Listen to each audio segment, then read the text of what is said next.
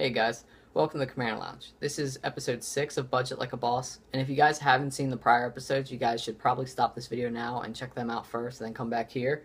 We're going to jump right into it with step 5, and that is keep track of popular or newly popular decks in all competitive formats. Now, the reason why this is good to do is because this, even though you might already have, all the trade stuff in your binder, all the stuff you're thinking of selling for store, all the cards you think of selling for store credit, you might all automatically have them all priced out and ready to go. But I mean, especially at this time when a new set comes out, like Dragons of Tarkir, it's really good to kind of wait and see what happens. Unless you have a NAR set. In that case, just let go of it now, I think. I think that's the best move to do, especially at a $50 price tag. That's perfect. I say anything 30 and up, let go of. But yeah, it's good to keep track of of how competitive decks are doing, like in standard, modern. Legacy's not so much, because I know Legacy is not being played. Not much new stuff gets added into Legacy. Like every once in a while you'll get something that goes into Legacy, but mainly standard and modern you really want to keep track of, because especially with standard newer decks are going to come out, so keep an eye on the new cards that came out in Dragons of Tarkir, because usually what I do is I usually check out the whole, occasionally I'll check out the whole deck list. I mean, the whole, deck list of Dragons of Tarkir, and see all the cards and everything. Or not the decks, but, the cards, and just scroll through and see if there's any prices that have popped on any cards. And usually I'll just go from there on whether or not to sell my card yet or not. Because these are cards that you want to, most cheap cards in Dragons of Tarkir, you're going to hold on to and just wait for those standard tournaments to rattle off and be like, okay, now what's being played?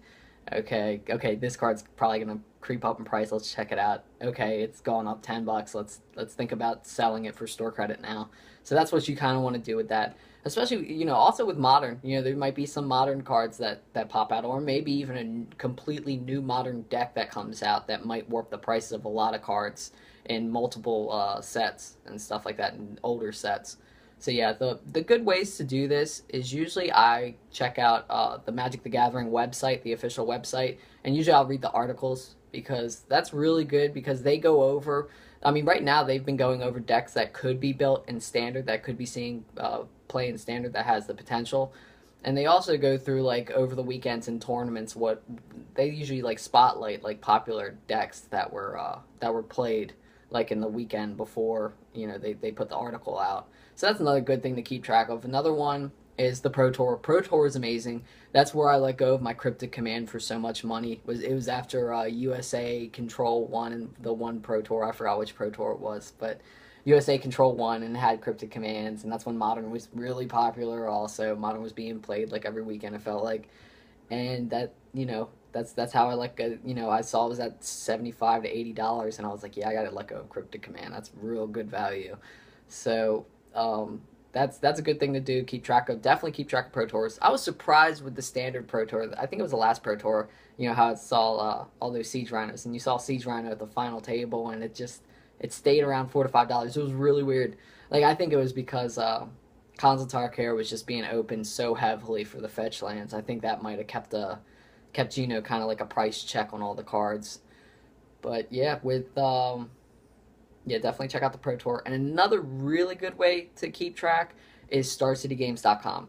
Because Star City Games has so many tournaments rattling off on the weekends, it's good to check out, because they have a tab in their main page where you can check out their kind of tournament content and see how all their tournaments went. Usually I check out the opens first, just to see all the arrays of different decks that are played in that format, because you can check out standard, modern, and legacy tournaments that went off the weekend before, and they update it every week, because every weekend they have IQs, opens, and all kinds of tournaments. So it's a good way to see popular decks trending and stuff like that. See like the top decks that are performing through checking out the opens and the invitationals and stuff. So yeah, I think the main thing you're going to be checking out is what cards go up in price, especially with this new set that comes out standard. There are going to be cards that are going to pop off in Dragons of Tarkir. There's going to be some of those hidden gems that you didn't even think of, that just go crazy in standard, and we'll see tons of play. So you gotta watch that. You also gotta watch for modern decks. Maybe there might be a completely new modern deck built from a card from Dragons of Tarkir. And also there could be a chance that an existing deck, like maybe Splinter Twin or something, might get another valuable piece to their deck. Usually, if it's a card that's a one of that goes in, don't worry about the price popping off. But if it's anything from 3 to a full playset of a certain card that's seeing play in a certain deck that's already doing pretty good in the format, you might want to keep your eyes on the price, see how the card pops off. So yeah, Magic the Gathering, check out their articles to help you out with newer decks that could pop a card off in price. Check out Pro Tours. Always watch your Pro Tour videos to see what decks are shining, what cards are shining in the Pro Tour, because Pro Tour is something that could really, really, really pop off. I mean, just with Cryptic Command, it was amazing. Like, it was crazy.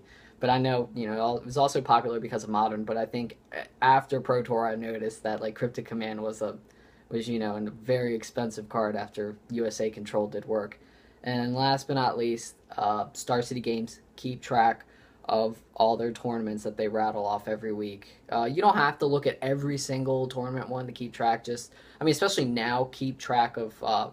This is the time where you do kind of keep track of all the tournaments rattling off with Standard, because once Dragons of Tarkir comes out, Standard's going to be completely different. Aggro got a lot of new weapons, so did Control. Control got some cool weapons too, I think. But I think that's all I need to go through with that. So yeah, just let me know if I missed something. Let me know what you guys think on how this video went. Let me know if it sucked or not. Yeah, like, favorite, and subscribe, and you guys have a good day. Take it easy.